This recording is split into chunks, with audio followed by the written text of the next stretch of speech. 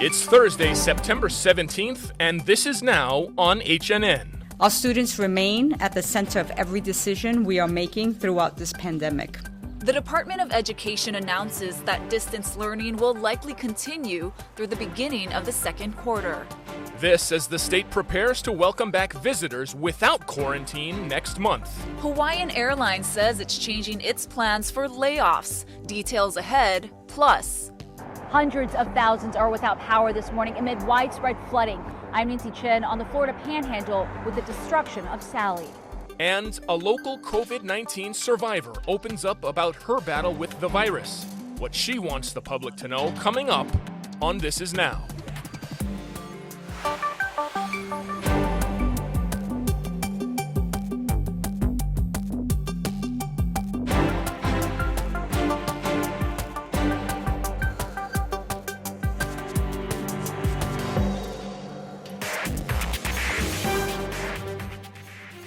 Schools will be communicating with their parents around what the second quarter instruction is going to look like.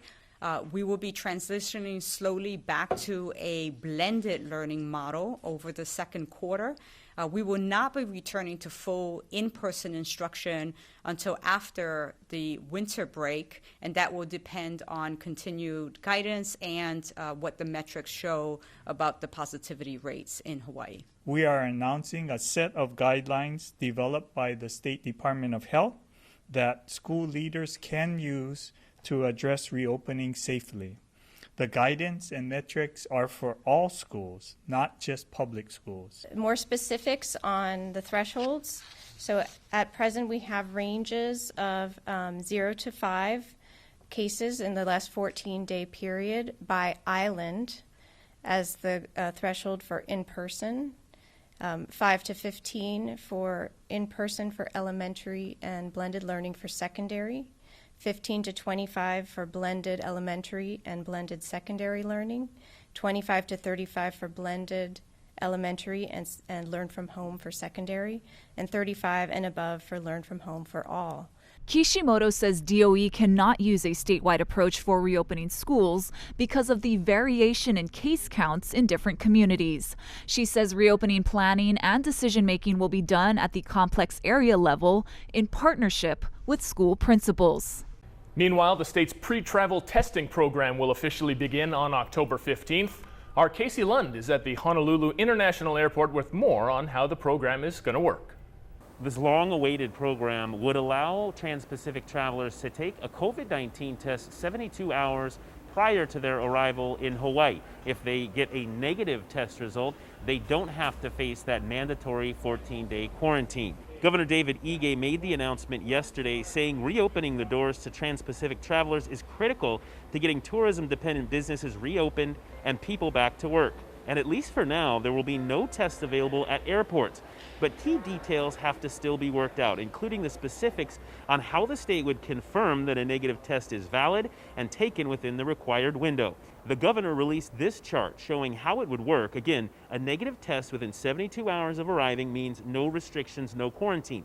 If your results are still pending when you land, you have to quarantine immediately until receiving a negative result. Now, the governor acknowledged there are still details that need to be worked out. We are in the process of executing contracts with CVS and Kaiser Permanente, I believe, have already been executed.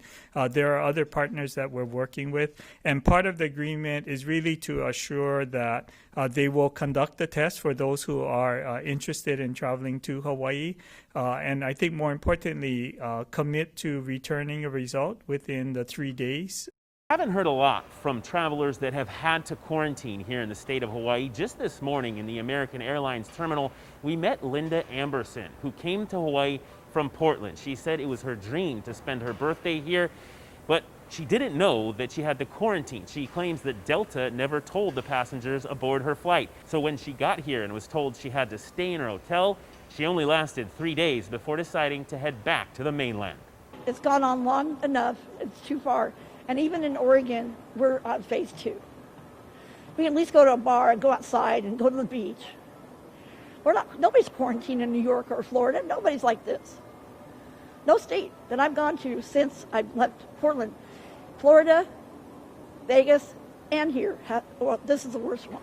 Hawaii's tourism and business industries are sounding off about the plan. The Chamber of Commerce wrote in part, businesses are anxious and ready to welcome back customers safely. More than half of local businesses reported that they'd have to make further cuts or close altogether after the travel reopening was pushed back from August to October 1. Extending the delay would even further add to this pain.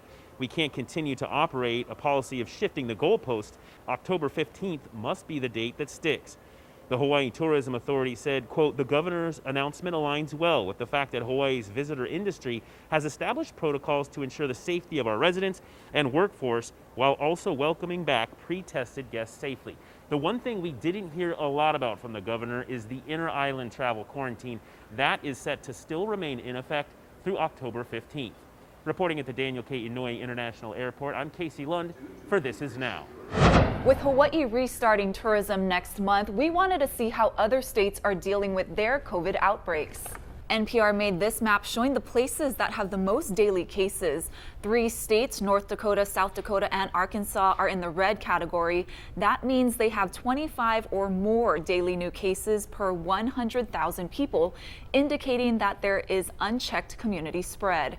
One level below that is orange, which is the category that most states are in. This includes Texas and Florida. Orange means that there are 10 to 24 new daily cases per 100,000 people, suggesting that community spread is escalating.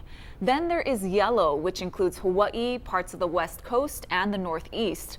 This means that there are about 1 to 9 new daily cases for every 100,000 people, indicating potential community spread. And finally, there's green, which only applies to the Northern Mariana Islands, which has recorded 61 total cases, and American Samoa, which has no confirmed cases. Hawaiian Airlines is altering its plans for weathering the coronavirus, including changes to how it plans to handle layoffs. Our Howard Dykes is here to make sense of that decision. Hawaiian Airlines has dramatically cut the number of involuntary layoffs it plans in October. Now, it still plans to chop more than 2,000 jobs, but voluntary buyouts will greatly reduce the involuntary layoffs. They now only plan 192, including 157 flight attendants and 78 pilots. Now, since the same number of jobs may be cut, or at least approximately the same number, you may wonder if this really makes a difference, and here's an explanation of why it can. Imagine a Hawaiian Airlines employee who, let's say, lives in Honolulu and is married and has a family, or is raising a family, and they're not that senior. So if there had been 2,000 involuntary layoffs, they would have been laid off and out of work. By having somebody else, more senior, take a buyout, they may be able to remain employed. And stories like that explain how it could be that there'll be a net improvement for the Hawaiian family, that it's working out this way. There still could be changes between now and October. It is allowed to reduce, but not to expand, the number of involuntary layoffs as a result of whatever happens, including, for example, if this week's meetings with airline executives at the White House lead to another 6-month bit of financial aid tied to not doing any layoffs. Carnival Cruise Lines will be selling 18 of their cruise ships as they face financial hardship amidst the pandemic. The Washington Post says this accounts for about 17% of their global fleet. Cruises have been halted since March, when a no-sail order went into effect in the United States. To cut costs, the company also reportedly plans to delay the delivery of new ships that were scheduled for next year. In the early days of the pandemic, more than 60 passengers or staff members died of COVID-19 on Carnival-operated ships. The CDC's no-sail order is currently scheduled to end this month, but it will likely be extended, according to the Washington Post. The state has only spent about 8% of the federal money it has received since April. Honolulu Civil Beat reports that the money totals about $863 million, but only $71 million has been used. Former State Senator Jill Tokuda says the state needs to move more quickly to ensure that we don't lose the money. Read the full story online at civilbeat.org. As people who have been infected with the coronavirus here in Hawaii recover, we're learning more about how much of a toll the virus actually takes on people who get really sick. Steve Uehara spoke to one of those survivors. Every morning here on Sunrise, we give you the latest numbers for coronavirus. But you have to remember that every number represents an actual person. Sarah Bolas survived COVID. She had a tough time with it. It was a scary bout. Sarah joins us live this morning. Good morning, Sarah. First of all, how are you feeling? I'm feeling great. Thank you. A little bit of cough in there, but I'm fine. Thank you. Well, what have they told you about lingering effects? What you'll have to deal with in the long term? I will have to deal with 20% scarring on my lungs, and I have difficulty breathing. Definitely, it's been a challenge for me to try to walk far distance, and I can't. It's hard for me to run again, although I try, but it's hard for me to run. Yeah. So it's kind of like a lingering effect that I've been having. Yeah. What was it like physically? What did you have to deal with during the treatment and everything that you had to go through? Well, it first started with, with the removal of the feeding tubes and everything that was connected to my body as I was lying there in the hospital. I've had to basically work with a lot of the occupational therapists and physical therapists because, when you're in a coma for 3 weeks, you are, you lose all your muscle mass. And so I had to go through a lot of physical therapy and occupational therapy. And since I am, diabetic, I have to watch my diet and my really look closely at my blood sugar levels as well. And I also worked with a lot of the nurses and doctors to constantly check on me every single day, almost every hour of the day. So that's how it was like in the hospital. Yeah. I mean, you kind of skipped to the end there and glossed over the fact that you were in a coma. Obviously, it was a scary moment for yourself. I would imagine a scary moment for your family as well. You have a 13-year-old daughter. How did she receive that?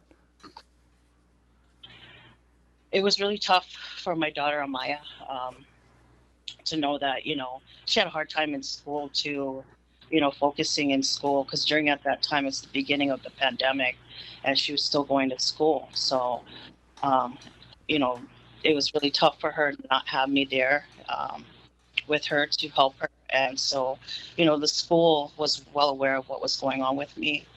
And I'm very thankful that they were very accommodating with her. Yeah.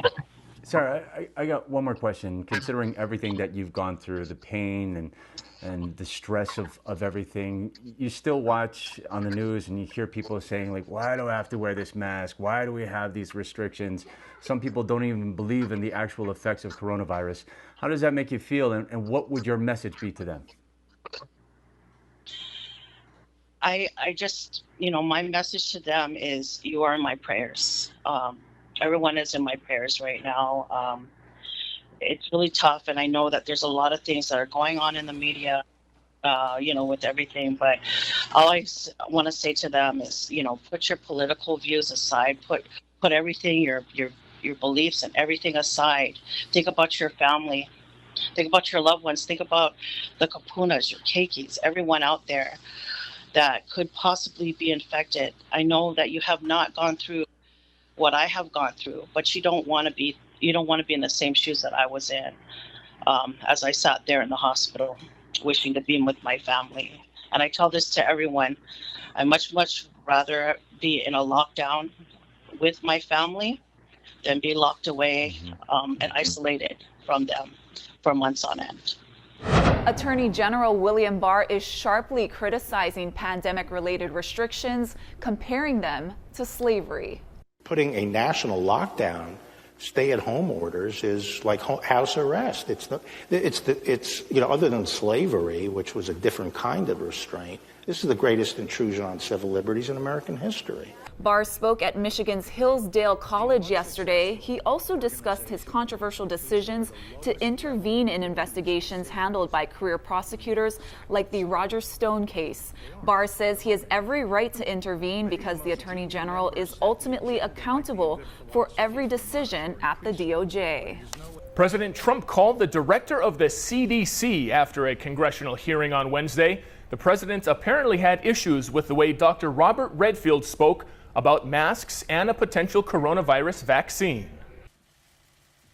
President Trump is disputing his own CDC director's testimony at a congressional hearing Wednesday. You know, you have two questions. Maybe he misunderstood both of them. Dr. Robert Redfield told lawmakers a vaccine could be approved by the end of the year, but may not be widely available until next year. If you're asking me when is it going to be generally available to the American public so we can begin to take advantage of vaccine to get back to our regular life, I think we're probably looking at late second quarter, third quarter, 2021. Under no circumstance will it be as late as the doctor said. The White House pushing back this morning, says the CDC isn't the only agency involved in the deployment and distribution of a vaccine. While Dr. Redfield may have a timeline in mind, to my knowledge, he hasn't had intimate discussions with those processes. It wasn't just the timing of vaccine distribution that President Trump contradicted. He also took issue with Dr. Redfield's testimony about masks. They work, and they are our best defense. I might even go so far as to say that this face mask is more guaranteed to protect me against COVID than when I take a COVID vaccine. When I called up Robert today, I said to him, what's with the mask? He said, I think I answered that question incorrectly. In a statement, Dr. Redfield did not directly address the president's claim, but he did reiterate masks are part of the best defense against the spread of the virus. We have to have this national mandate. We must do it. Democratic presidential nominee Joe Biden says his legal team believes he would have the authority as president to order a national mask mandate. Natalie Brand, CBS News, the White House.